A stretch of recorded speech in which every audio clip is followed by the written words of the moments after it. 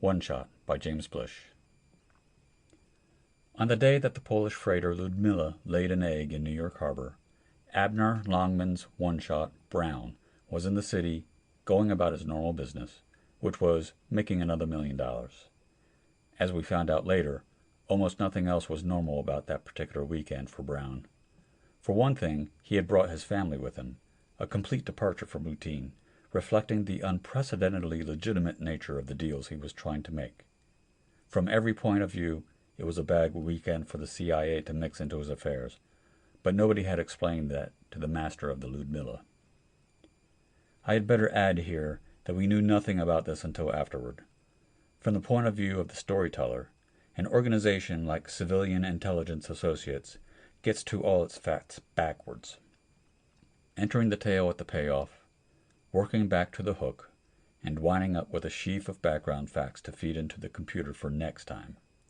It's rough on the various people who've tried to fictionalize what we do, particularly for the lazy examples of the breed, who come to us expecting that their plotting has already been done for them.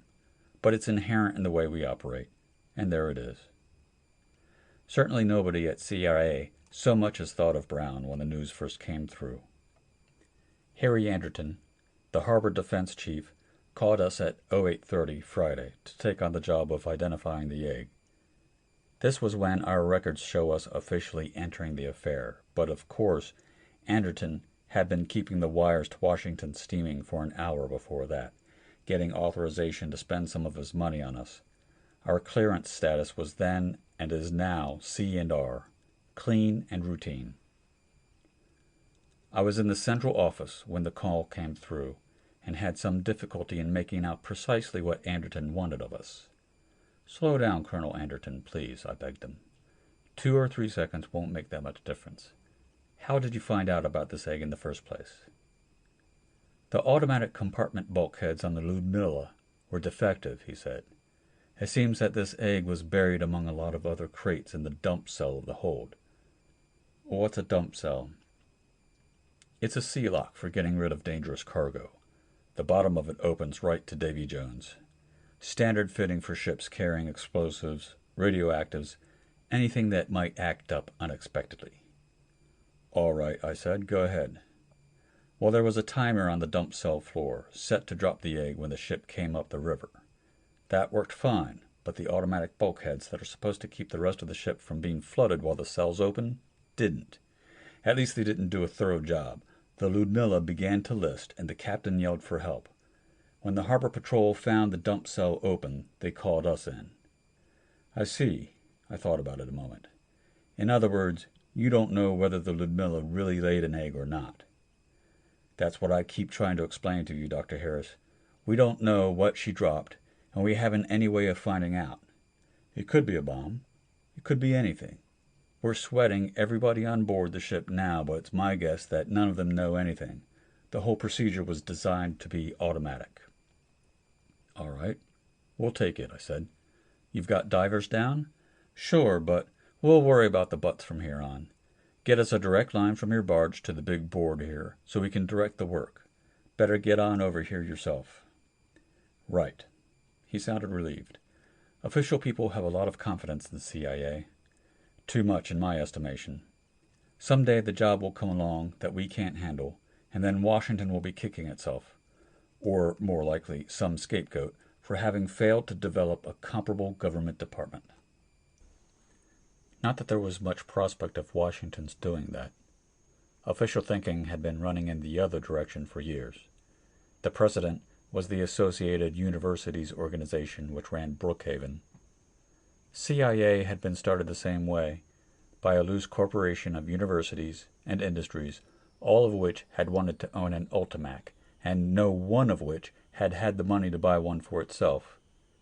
The Eisenhower administration, with its emphasis on private enterprise and concomitant reluctance to sink federal funds into projects of such size, had turned the two examples into a nice fat trend, which Ultimac herself said wasn't going to be reversed within the practicable lifetime of CIA.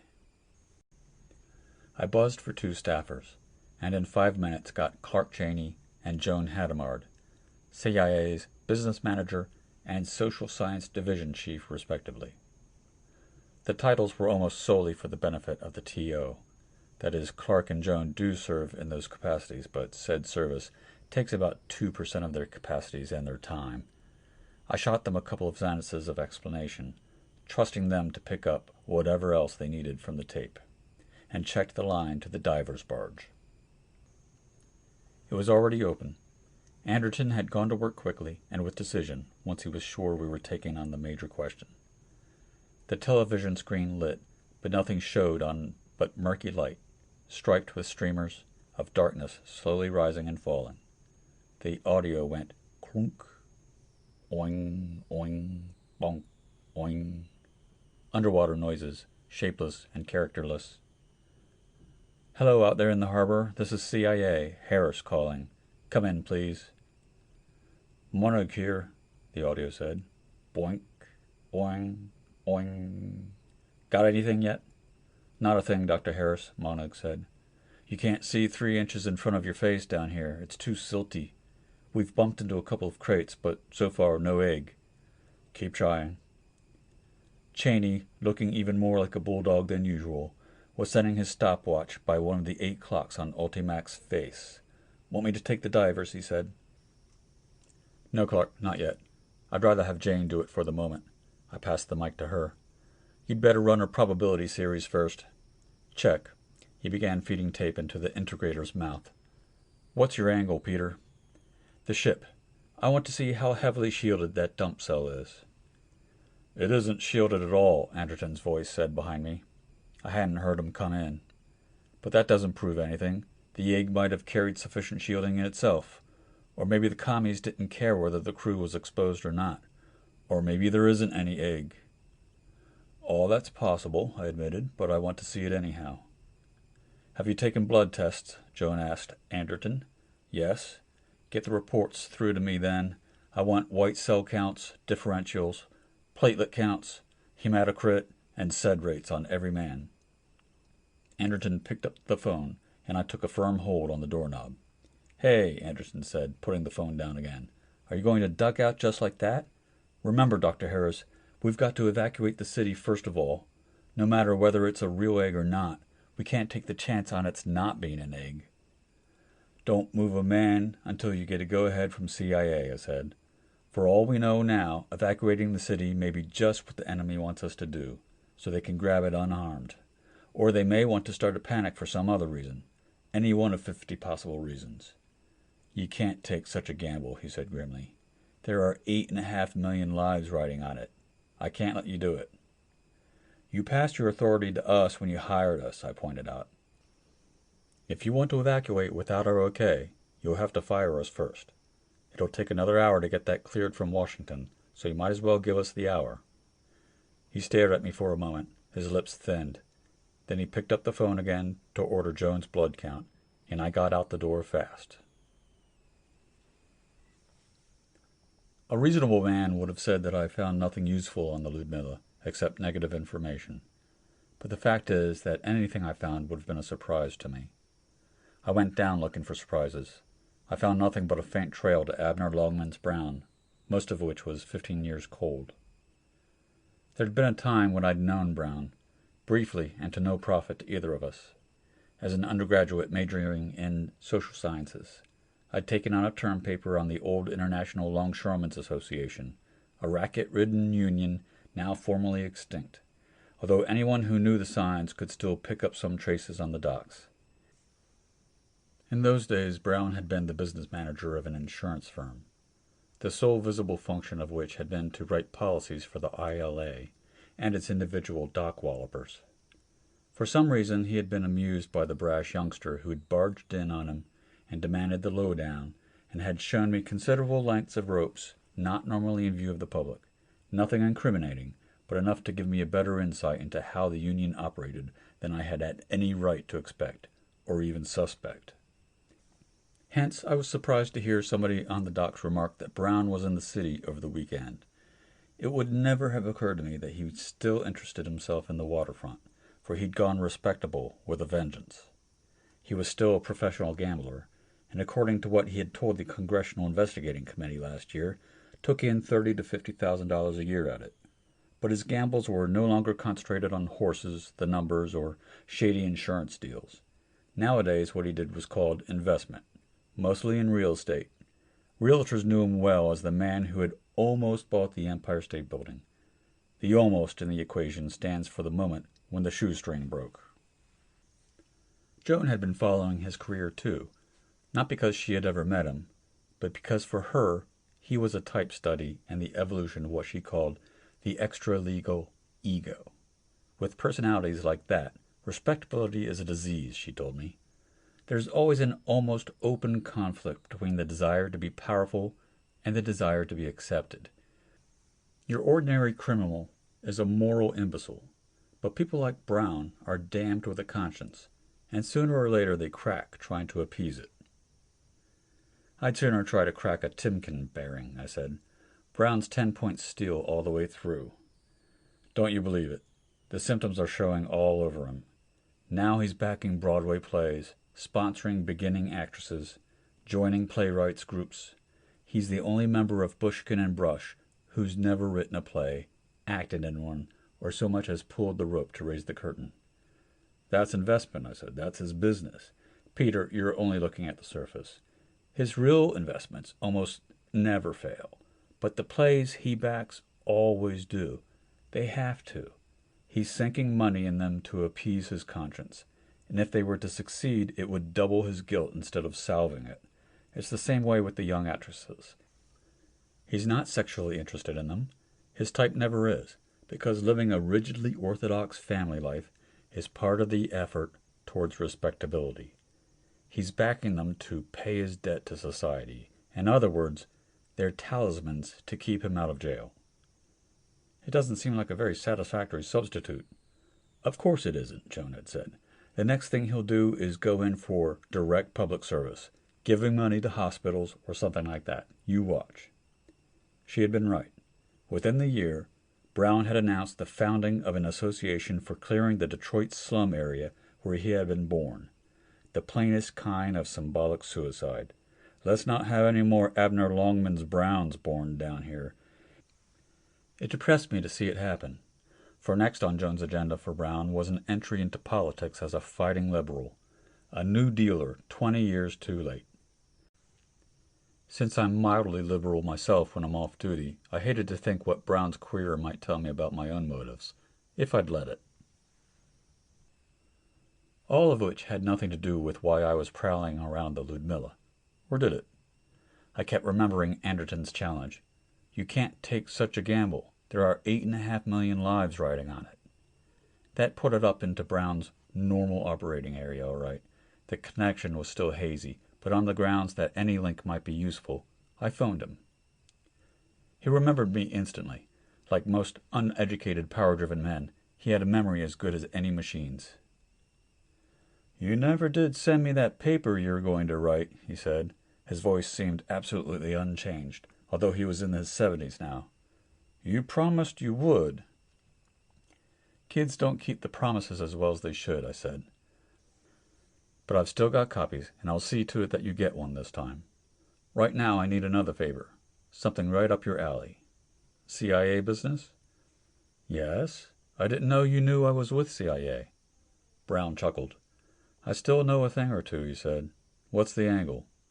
"That I can't tell you over the phone, but it's the biggest gamble there ever was, and I think we need an expert. Can you come down to CIA's central headquarters right away?" "Yeah, if it's that big. If it ain't, I got a lot of business here, Andy, and I ain't going to be in town long. You sure it's top stuff?" "My word on it." He was silent a moment. Then he said, "Andy, send me your paper." The paper, sure, but then I got it. I'd given him my word. "You'll get it," I said. "Thanks, Mr. Brown." I called headquarters and sent a messenger to my apartment to look for one of those long, dusty blue folders with the legal-length sheets inside them, with orders to scorch it over to Brown without stopping to breathe more than once. Then I went back myself. The atmosphere had changed.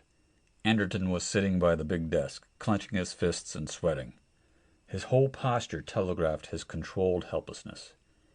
Cheney was bent over a seismograph, echo sounding for the egg through the river bottom. If that even had a prayer of working, I knew, he'd have had the trains of the Hudson and Manhattan stopped. The rumbling course through their tubes would have blanked out any possible echo pip from the egg. Wild goose chase, Joan said, scanning my face. Not quite. I've got something. If I can just figure out what it is. Remember One-Shot Brown? Yes. What's he got to do with it? Nothing, I said, but I want to bring him in. I don't think we'll lick this project before deadline without him. What good is a professional gambler on a job like this? He'll just get in the way. I looked toward the television screen, which now showed an amorphous black mass jutting up from a foundation of even deeper black. Is that operation getting you anywhere?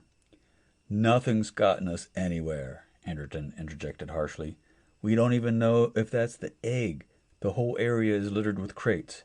Harris, you've got to let me get that alert out. Clark, how's the time going? Cheney consulted the stopwatch. Deadline in 29 minutes, he said. All right, let's use those minutes. I'm beginning to see this thing a little clearer.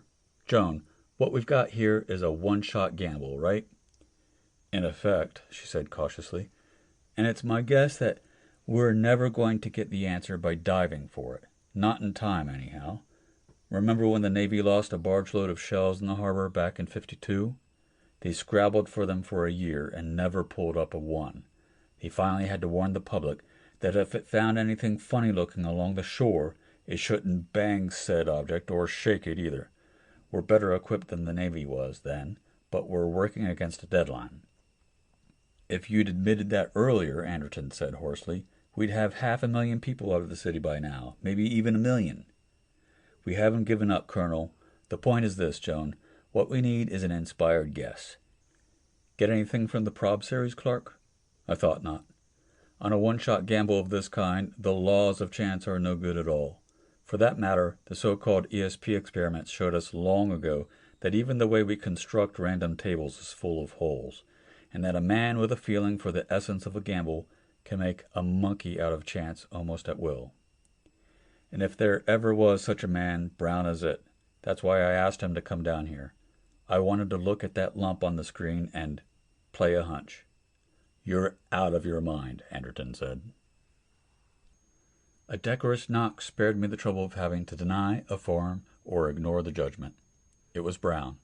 The messenger had been fast, and the gambler hadn't bothered to read what a college student had thought of him 15 years ago. He came forward and held out his hand while the others looked him over frankly. He was impressive, all right. It would have been hard for a stranger to believe that he was aiming at respectability. To the eye, he was already there. He was tall and spare, and walked perfectly erect, not without spring despite his age.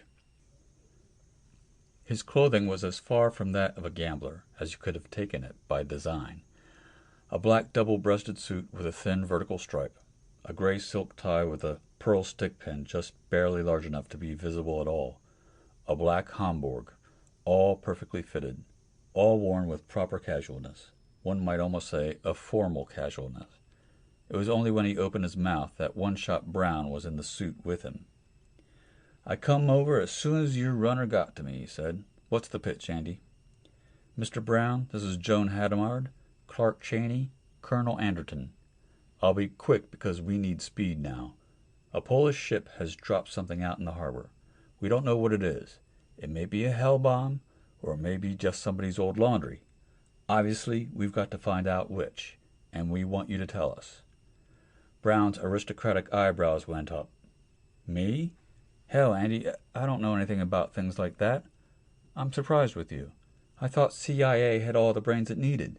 Ain't you got machines to tell you answers like that? I pointed silently to Joan, who had gone back to work the moment the interdictions were over. She was still on the mic to the divers. She was saying, What does it look like? It's just a lump of something, Dr. Hadamard. Can't even tell its shape. It's buried too deeply in the mud. Croak. Oing. Oing. Try the Geiger. We did. Nothing but background. Scintillation counter? Nothing, Dr. Hadamard. Could be it's shielded. Let us do the guessing, Monig. All right, maybe it's got a clockwork fuse that didn't break with the impact, or a gyroscopic fuse.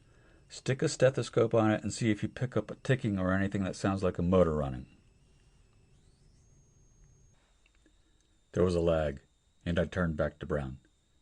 As you can see, we're stymied. This is a long shot, Mr. Brown. One throw of the dice. One showdown hand. We've got to have an expert call it for us. Somebody with a record of hits on long shots. That's why I called you.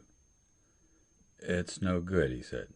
He took off the Homburg, took his handkerchief from his breast pocket, and wiped the hatband. I can't do it. Why not? It ain't my kind of thing, he said. Look, I never in my life run odds on anything that made any difference. But this makes a difference.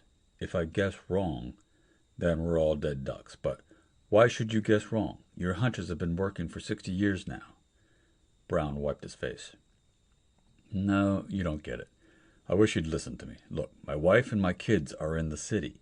It ain't only my life, it's theirs too. That's what I care about. That's why it's no good. On things that matter to me, my hunches don't work. I was stunned, and so I could see were Joan and Cheney.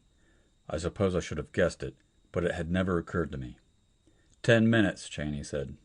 I looked up at Brown. He was frightened, and again I was surprised without having any right to be. I tried to keep at least my voice calm. Please try it anyhow, Mr. Brown, as a favor. It's already too late to do it any other way, and if you guess wrong, the outcome won't be any worse than if you don't try at all. My kids, he whispered. I don't think he knew that he was speaking aloud. I waited. Then his eyes seemed to come back to the present. All right, he said. I told you the truth, Andy. Remember that. So, is it a bomb or ain't it? That's what's up for grabs, right? I nodded. He closed his eyes. An unexpected stab of pure fright went down my back. Without the eyes, Brown's face was a death mask. The water sounds and the irregular ticking of a Geiger counter seemed to spring out from the audio speaker, 4 times as loud as before. I could even hear the pen of the seismograph scribbling away, until I looked at the instrument and saw that Clark had stopped it, probably long ago. Droplets of sweat began to form along Brown's forehead and his upper lip. The handkerchief remained crushed in his hand. Anderton said, "Of all the fool—" "Hush," Jones said quietly. Slowly, Brown opened his eyes. "All right," he said. "You guys wanted it this way? I say it's a bomb." He stared at us for a moment more, and then, all at once, the Timken bearing burst. Words poured out of it. "Now you guys do something. Do your job like I did mine. Get my wife and kids out of there. Empty the city. Do something. Do something." Anderton was already grabbing for the phone. "You're right, Mr. Brown, if it isn't already too late." Cheney shot out a hand and caught Anderton's telephone arm by the wrist. "Wait a minute," he said. "What do you mean, wait a minute? Haven't you already shot enough time?" Cheney did not let go. Instead, he looked inquiringly at Joan and said, "1 minute, Joan. You might as well go ahead." She nodded and spoke into the mic. "Monig, unscrew the cap." "Unscrew the cap?"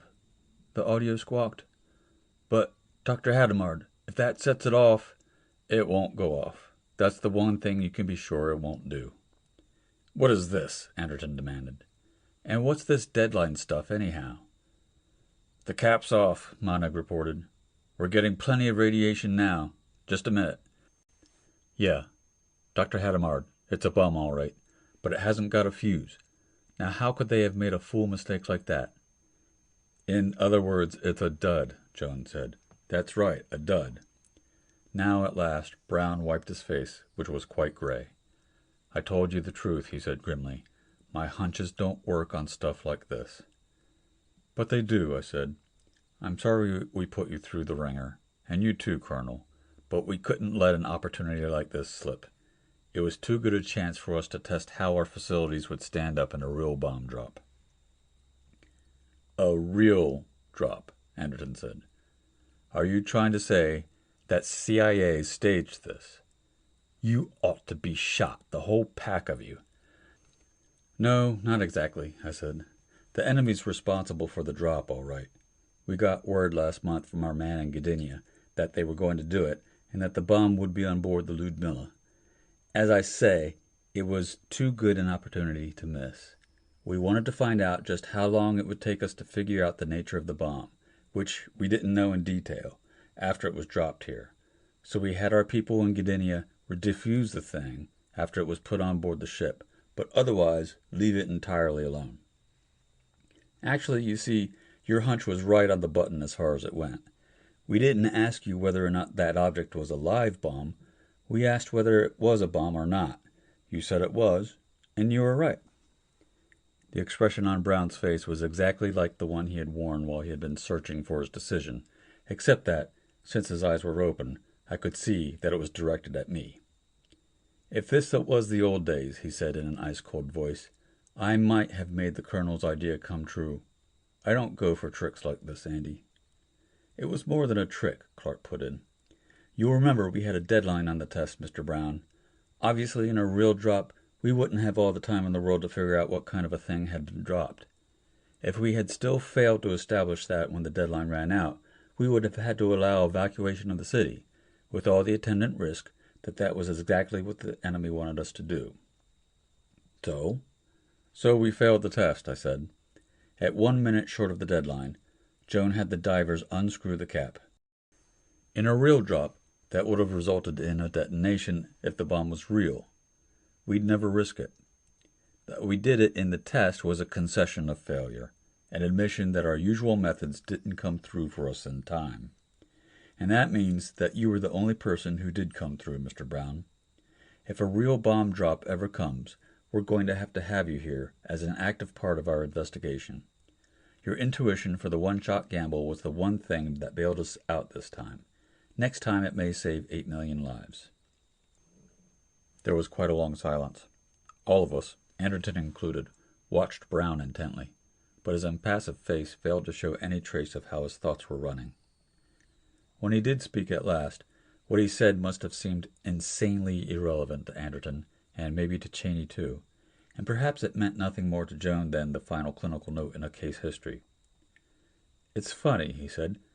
"I was thinking of running for Congress next year, from my district, but maybe this is more important." It was, I believe, the sigh of a man at peace with himself. End of One Shot by James Blish.